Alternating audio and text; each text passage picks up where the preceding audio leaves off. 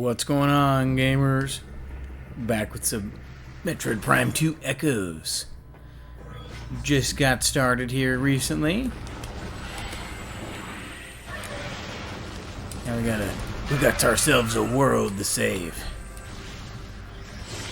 So we get spit on by bugs and everything.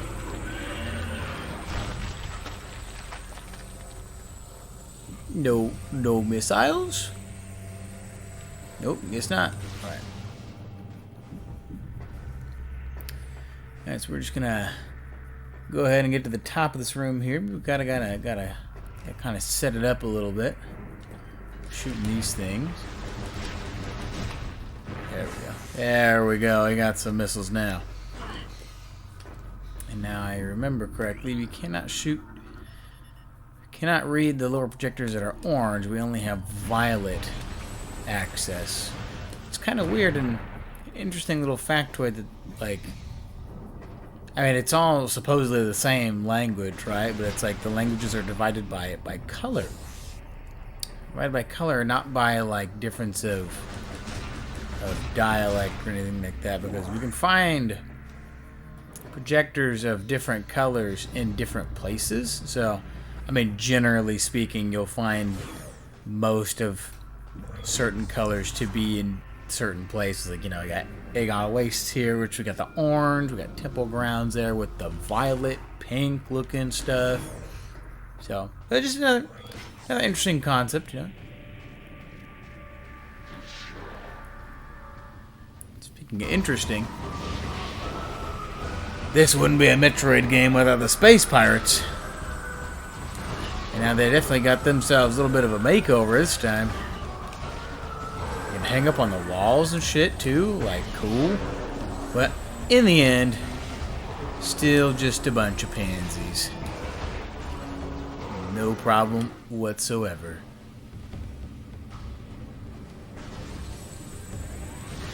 Go ahead and try and get some more missiles back, because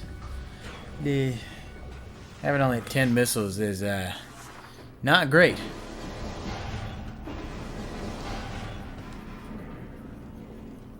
But speaking of missiles, I know we can get around here. I got a missile expansion! Yowza. Go ahead and come back. Now go through the room. Hey, 15 out of like 250 again. On that grind. And look at this. We got ourselves a portal. Console used to energize and open a portal to Dark Aether. Currently offline. Restore power to the system to enable portal creation. Oh, we sure will. But we can't. We ain't got no bombs to get into the bomb slot. So, I mean, we got ourselves a little missile expansion, but we gotta go back.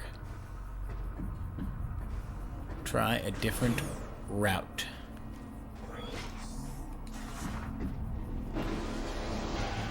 As soon as we get ourselves some Morph Ball bombs, it looks like we can go and venture into the dark world and turn on that there portal. But let's see. Jump on these guys. Get rid of some war wasps. Oh, that's not. There we go. Get rid of some of these big old bugs. But it likes no bugs. Have a little pathway to go across. And a missile door. And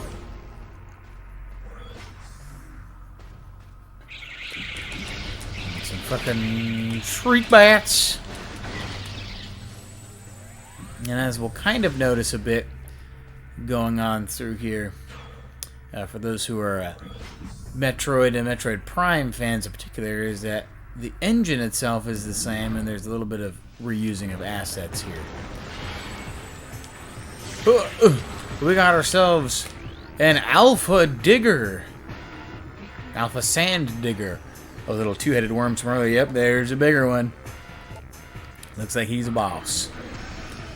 Same concept though. Target the heads, but this time it'll be a little different. When he gets possessed by the Ing and the undead, or whatever they are. He gets a little glowy butt. We gotta shoot the glowy butt while it's glowing to unveil the mouth weak spot. And then that's how we hurt him. And he's got the morph ball bombs. Hence the name, the Bomb Guardian, of course. Oh, shit. Okay, well, I guess there's like a section of the back of his head that is not a hitbox. Charge. Ugh. Look at that, just like that. Already almost dead.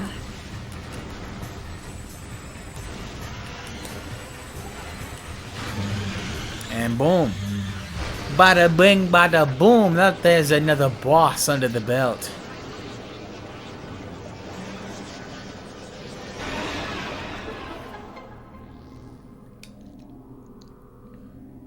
And there we got to ourselves morph ball bombs.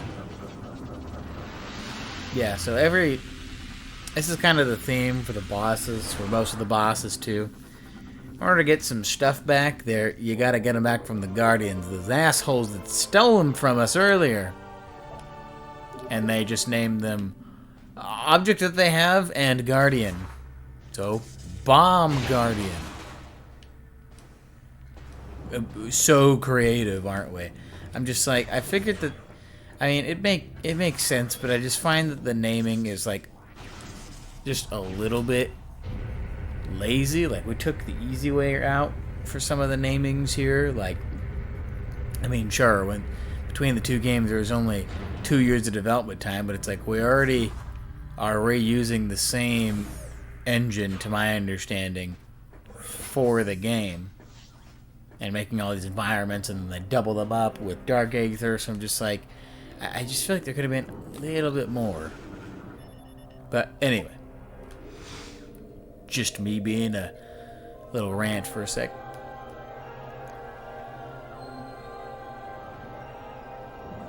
Time to put on my narrator voice. Welcome, I am Isha, Sentinel of the Aegon Temple. This message survives my death as guidance to one who would fight the Ing.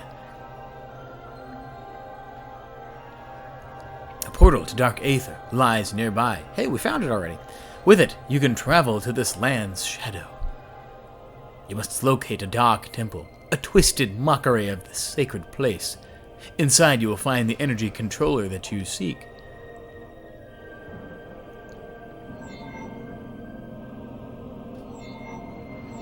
The temple door is held fast by 3 locks.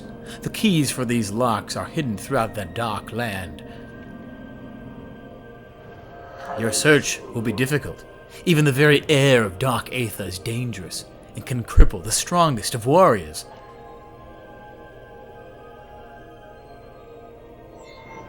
In our past struggles with the Ing, we placed a series of light crystals throughout their world. They remain today. These crystals create safe areas that will protect you from the harmful atmosphere of the dark world.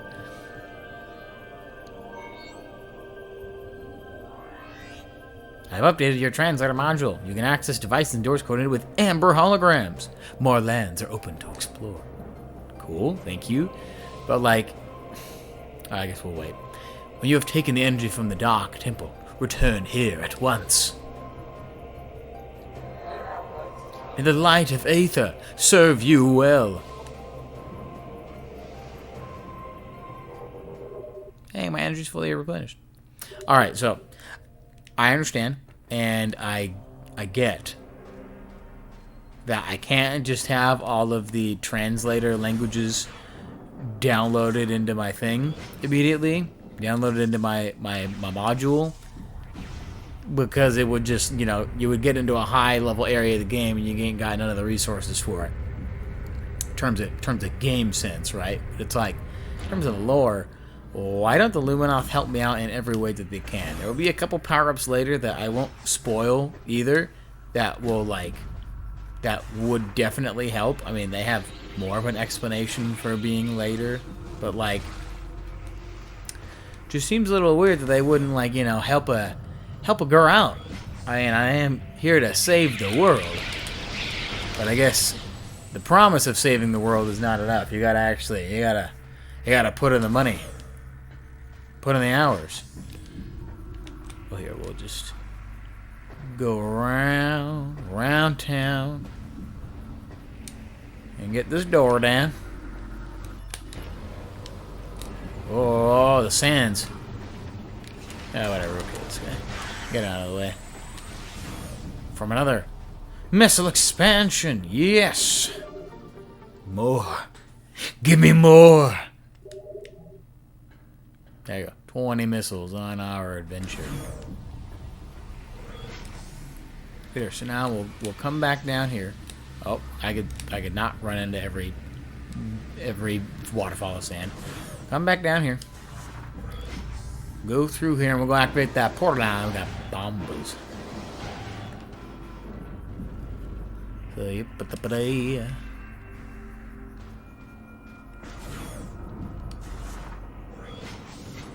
Now we can go back to the top. Oh, after we kill these guys. And more will spawn. And damn it, it wouldn't let us kill them fast enough. Now they're gonna be possessed too to become dark space pirates. Ooh. These guys are actually like pretty killer. Got lots of health, more aggressive, shoot faster, and just, you know, all of those bullets kind of coming at you at once can really put a damper on things, but we are good to go.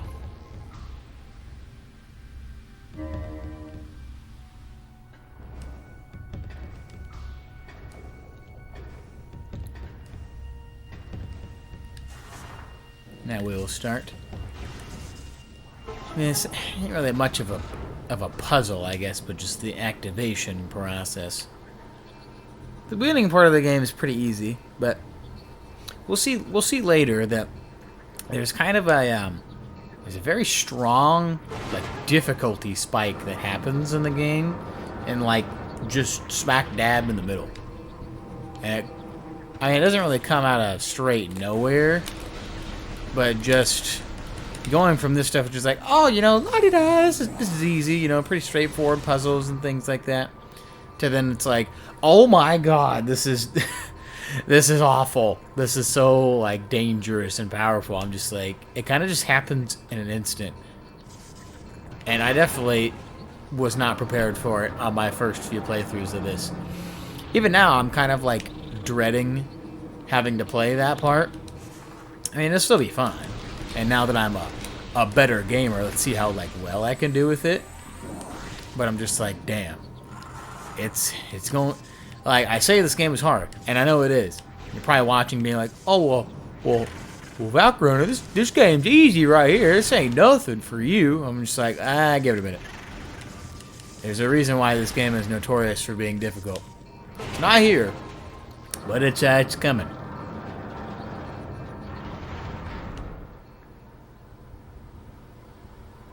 Now we somehow have the clouds part ways for the sun to energize this giant solar generator thing.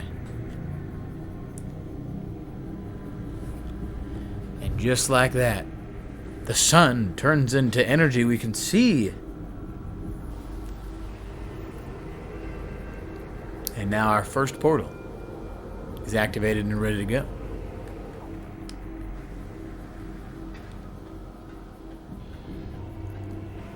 Let's go ahead. This dark world can't be that bad, huh?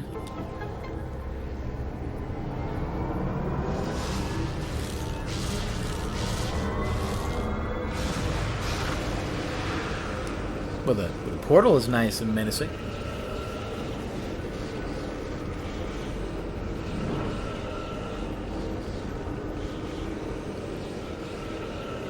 For those of you that watched the demo video, prepare to watch the same cutscene, but in a different place. Woo! It's a good cutscene, but it's like watching all the promotional and the demo stuff material for this. It's like, damn, I've been seeing this thing a lot.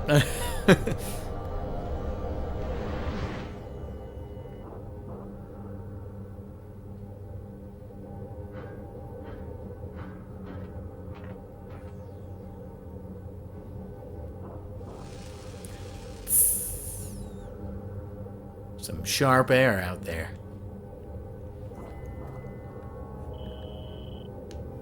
Yes, I got that from our friend from earlier. Energized safe zones don't last forever. Well, here now, this will be another gimmick that they have, is that in the room we're in the light world, this thing was kind of like phased out of existence a little bit, but the shape was still there.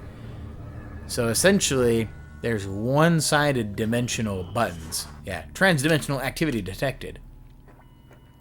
So, it's the game's gimmick of, oh, you gotta use both worlds in order for you to proceed. Sometimes. Thankfully, it's not like a huge puzzle that's required all of the time, but it's just like with having to deal with some of the loading, with the loading times for the portal cutscene and all that, it definitely gets a little dated.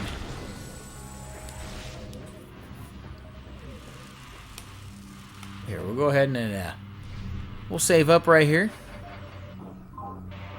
Just in case something bad happens to us. You never know. This game definitely will stop holding punches here in a probably in a couple parts, but like it'll get a little bit more dangerous here in a little bit. Don't you worry.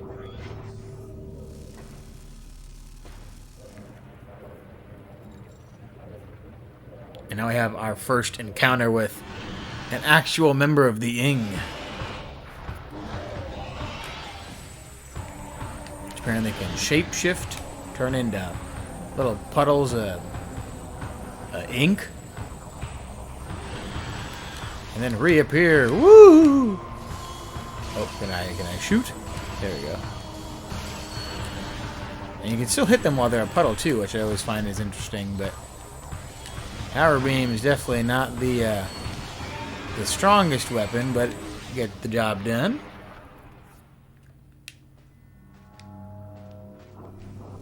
What we'll also notice in this game is that there's kind of there's more of a focus on kind of like encounters and mini bosses in this game, as opposed to Metroid Prime 1, which I think is a neat touch. It's a good little addition to have.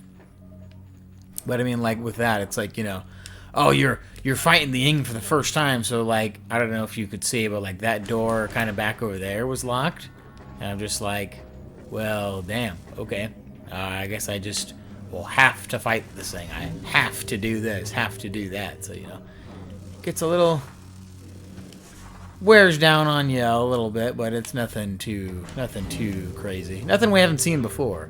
It's just it's more present, if that makes sense. Go ahead and roll past that. So a little hint and a wink at we needing some spider ball. A little spider ball track. For now, we'll go ahead here to the next boss. Want everybody to guess what his power is.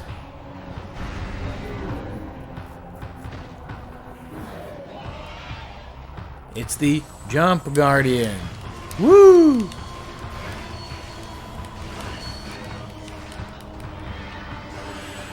You can just put on a shield and jump around and shoot lasers like normal. Not too terribly exciting, but I mean, it stays with the jump theme, I guess.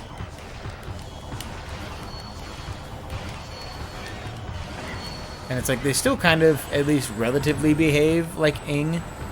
They still got the lasers, they still got the puddles once in a while. Except this guy, you know, will just rely on his jumps the more whittled down his health is.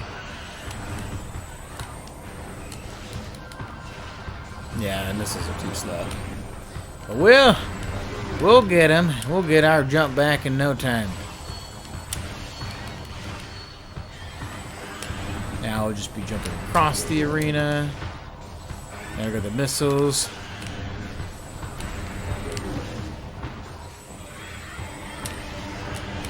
Oh, come on, finish him off. There we go. Deadzo. Easy money.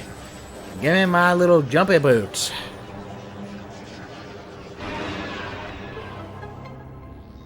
radical.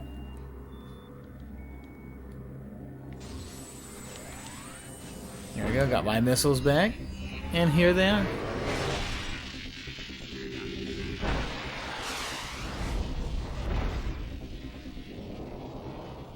Whoa, look at that. Space jump boots acquired. Double jump.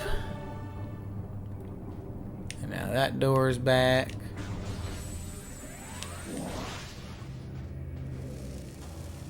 And so now we can go ahead and head up this way to snipe that missile door. I'm so cool, guys. I hit that from across the room. But yep, so now we got double jump pretty early in the game. I mean, you get it relatively early in Prime 1 too, but we're essentially back to where we started the game, practically speaking. Yep, but then this is the door our homeboy was talking about. 3 keys are required to access the temple, and you can see, I don't think it'll let us scan that from here, but you can kind of see the boss. The boss of this this dimension. The guardian of the temple. Okay, I cannot activate those with the morph ball bomb.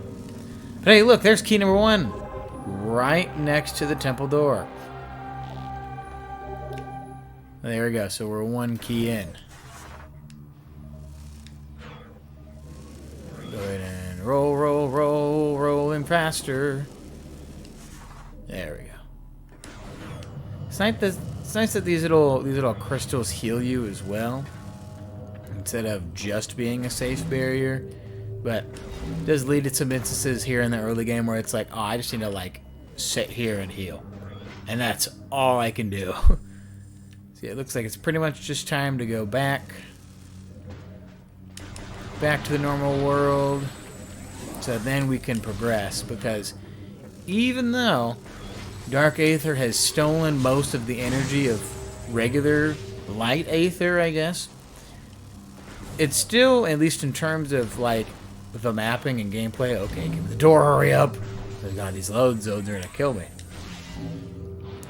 So in terms of like the load zones and just the maps themselves, it's only like maybe a third. I want to say like a third of the size of actual Aether. We'll still be doing most of the explorations on the actual planet and not the dimension here. But I'm just like, it just seems kind of weird, because it's like they've been winning this war against the Luminoth and stealing planetary energy, and there's only one bastion left, right? And it's, the world's still kind of messed up and not really like a full copy. So here's where the main gameplay loop of the game is. Look at that! The door we opened earlier is now open for us. Oh! Forgot that these guys spawn here. And I somehow whiffed. Don't forget that the charge beam is a little bit stronger than missiles as well. So that guy's dead. Boom. We're gaming. Space Pirates. Ass. But anyway, before I was up, really interrupted. It just seems kind of weird. From like, there's like a strange disconnect from the gameplay and like the lore. But the main loop of the gameplay is pretty much, oh, get to a new location, go talk to the guy at the temple, go into the dark world, get an item or two, come back to the light world, use said item to continue exploring. Then after you're done exploring, then you just use all of that that you've explored and that you've gathered to then find the 3 keys to every temple. Yeah, there's going to be a little bit of a collectathon. These guys really respawn. That is kind of annoying. I get killed, nerd. Yeah, and then find those 3 keys to then fight the guardian of the temple and then get the energy and bring it back. And there's 3 main areas. So, 9 keys to unlock throughout the adventure. It's only 3 at a time. And so far, you know, we've been able to just go and find them. So not a huge deal, but it's definitely still kind of it's the artifact quest from Metroid Prime, but it's required to progress the game. And it's limited. Scan the lore entry. Open up the sand gates to be able to progress. I also remember, what does this say? Does it still say? Gates constructed of Luminoth-designed alloy. Scan data indicates that weapons of artillery grade or higher would damage anything made from this alloy. So I remember I had either... I can't remember who exactly told me. It was either like my cousin or like a friend of mine who was playing this game. And he scanned this fence, right? And the game always likes to give you a hint of like, scan data indicates that certain weapons would damage anything made of this alloy. And it describes, you know, weapons of like heavy artillery can destroy this alloy. So he thought that he would be able to just go and here, let me shoot these. There we go. That he would be able to, like, he had to go get a power up to go open that door. So then got stuck in this area for a while. But as you just saw there a minute ago, you just kind of got to get the double jump to jump up and scan that little control panel in the gate upstairs. Whoa, whoa, whoa! Back up there, partner. Nobody asked you for a favor. Oh, okay, that guy's not dead. Nice. Get some more spawn in. And we're hitting the pirate base pretty early in the game this time, instead of in the midway period. Damn you heathen. But now, from the demo, here's where the turrets come in.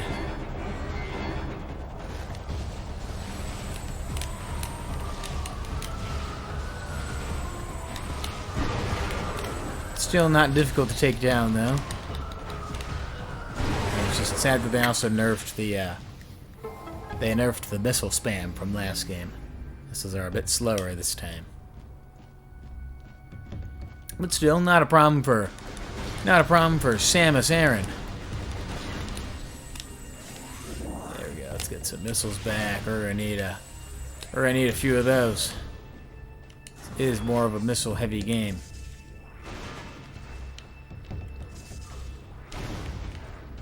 And they haven't changed much from the demo in this section here. So, if you remember that there little sneaky item that's over here on the right, we got ourselves a missile expansion. And like right there, you can compare those elite commandos to the commandos in the demo. The demos had that orange color, and these guys are still more like space pirate gray. Just some little differences here and there. And now there's an extra cutscene.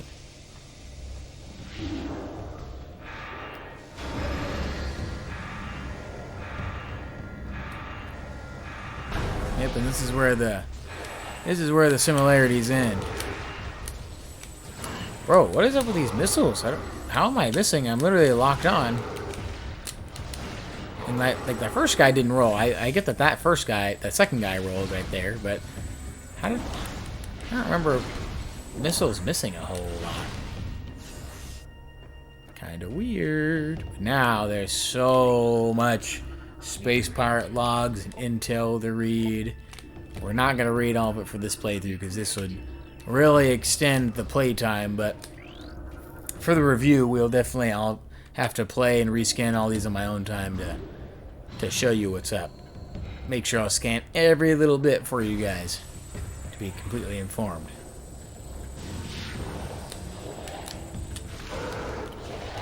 Boom. Who needs a lock on?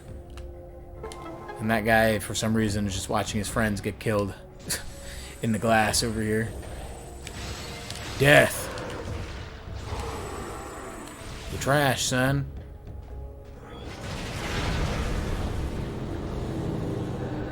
Yep, and there she is. There's Dark Samus from earlier. She doesn't even come up as a scan either. If you were quick enough, that'd be kind of cool, but they don't let you have it if you could scan her. So now, instead of going immediately into the dark world from here, we're gonna go into that door. Explore this pirate base more. So we have no way of... I think I got no way of controlling that giant portal beam cannon thingamabobber.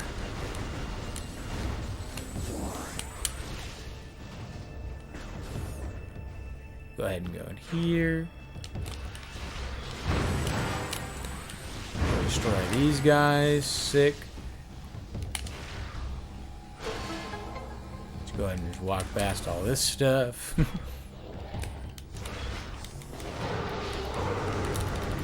Oh, I wanted to kill both of them. Darn it. Okay, there's somebody who's honking their horn outside. Great, wonderful. But hey, look, there are Metroids, and they look a little bit different this time. Metroid subject has several blast wounds from space pirate weaponry on low power settings. They wanted it alive after I were finished with it. Oh, okay. Hello. I'm just trying to read your logs, buddy. Did not realize that there's still a guy in the room. Yeah, so hey, look at that. Metroids are back, hence the namesake of the game. Couldn't have it. Couldn't have a Metroid game without Metroids. I mean, come on. It's in the name. It's Metroid. And somehow these guys can just kind of teleport out of nowhere. That's not really explained at all.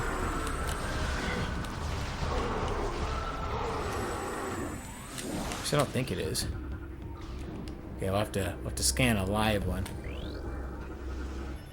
Bioscan complete. Evidence of symbiotic bonding present in subject's system. Subject is barely alive and is periodically leached of its bioenergy by Metroids. Yeah, that's pretty crazy, pretty gruesome. Handler up and got caught. Poor guy. No.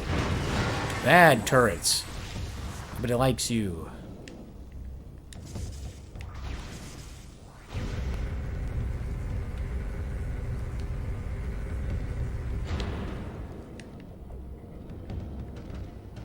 Go ahead and keep going.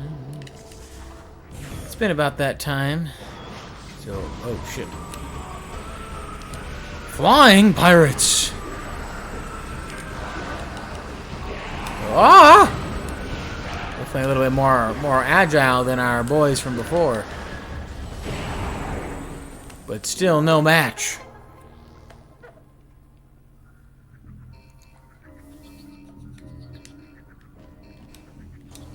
Now we got ourselves a little bit of a puzzle here. But again, like I don't know. It just doesn't really seem like a puzzle in my mind, but it's definitely like, you know, how do we get up to the door? Well, you gotta move these little squares to the right positions. So lots of scanning. So we'll scan this guy. Have that one go down twice, but instead of just going directly to the door, we want to go down the one, and now we'll send this guy down 3 times. So now we can go get the energy tank that's up there in the corner. We'll have to come back to this room eventually, but we definitely will need all the energy tanks as early as we can get them. So there's number 2. And now we'll just have to go back down. And we'll reverse the 3 and the 2 here. We'll go up twice. And this one will go down twice. And there we go.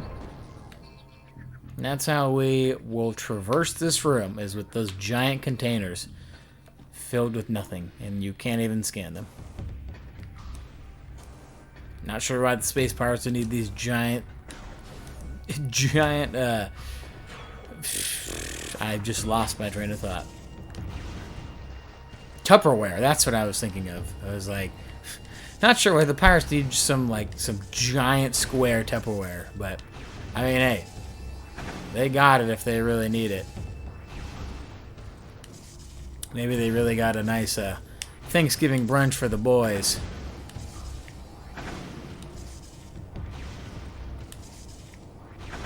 Oh, I wanted to... Trying to just get through this. I know we've hit the 35-minute mark. I'm just trying to get to that save room real quick. Ow, the lasers, they hurt so bad. But there we go. So now we got that shortcut unlocked. Don't have to go through that whole big old morph ball tunnel again. And here we are. So we're going to go ahead and save for now. Thank you guys so much for watching. Hope you're enjoying the content so far. If you did, leave a like. Maybe comment down there. You know, I'd love to hear some community feedback as to how I'm doing, what you guys think of the game, maybe some other input if you have played the game yourself, and what parts you like, what parts you don't. So, but in the meantime, I'll see you in the next part of the playthrough. See you guys then.